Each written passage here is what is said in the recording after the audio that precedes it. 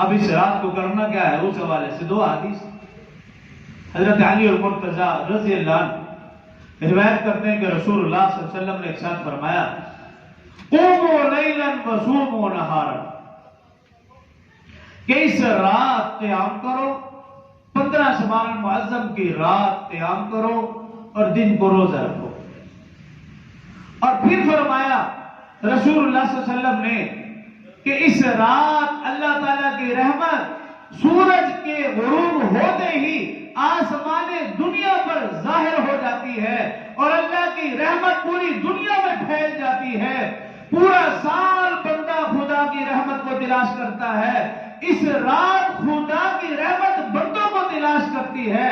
اور حدیث مبارکہ میں ہے پوری رات صبح صادق تک اللہ رب العزت یہ ندا لگاتے ہیں، پکارتے ہیں ہے کوئی بخشش اور مغفرت مانگنے والا کہ میں اس کو معاف کر دوں، ہے کوئی مصیبت زدہ کہ میں اس کو مصیبت سے چھٹکارا دے دوں، ہے کوئی حاجت مند ضرورت مند میرے سامنے وہ اپنی حاجتیں اپنی ضرورتیں رکھے، میں اس کی ضرورتوں اور اس کی حاجتوں کو پورا کر دوں، ہے کوئی مجھ سے رزق میں فراخی چاہنے والا کہ میں اس کو وافر رزق عطا کروں۔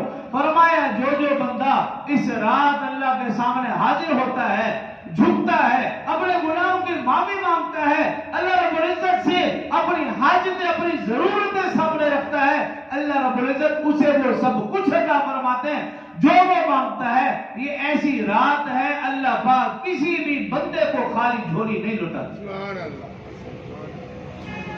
تو یہ رات عبادت و ریاضت مغفرت بخشش والی رات کو قیام اور دن کو روزہ، ایک تو یہ عمل۔ دوسرا عائشہ صدیقہ رضی اللہ عنہ فرماتی ہیں ایک رات میری آنکھ کھلی، میں نے دیکھا رسول اللہ صلی اللہ علیہ وسلم بستر پر تشریف فرما نہیں،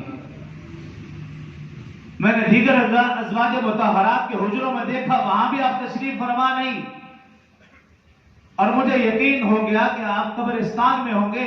میں قبرستان گئی، دیکھا رسول اللہ صلی اللہ علیہ وسلم کھڑے ہو کر اپنی امت کے لیے بخشش اور مغفرت کی دعا فرما رہے۔ میں خاموشی سے جا کے پیچھے کھڑی ہو گئی۔ رسول اللہ صلی اللہ علیہ وسلم نے پوچھا عائشہ جانتی ہو آج کی رات کون سی ہے؟ میں نے عرض کی اللہ اور اللہ کے رسول بہتر جانتے ہیں۔ رسول اللہ صلی اللہ علیہ وسلم نے ارشاد فرمایا عائشہ آج کی رات 15 شعبان المعظم کی رات ہے اور یہ ایسی رحمتوں برکتوں والی رات ہے، اس رات اللہ تعالی بنو کلب کی بھیڑ بکریوں کے بالوں سے بھی زیادہ میری امت کی بخشش اور مغفرت کا اعلان فرماتے ہیں۔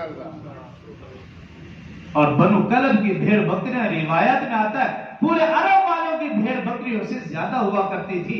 ایک بھیڑ بکری کے جسم پر کتنے بال ہوتے ہیں کوئی شمار بھی کرنا چاہے شمار نہیں کر سکتا۔ فرمایا اس سے زیادہ میری امت کی بخشش اور مغفرت کا اعلان اللہ پاک فرماتا ہے۔ تو ایک تو رات کا قیام اور دوسرا دن کا روزہ اور ساتھ ساتھ قبرستان میں جانا، یہ عمل رسول اللہ صلی اللہ علیہ وسلم سے ثابت ہے۔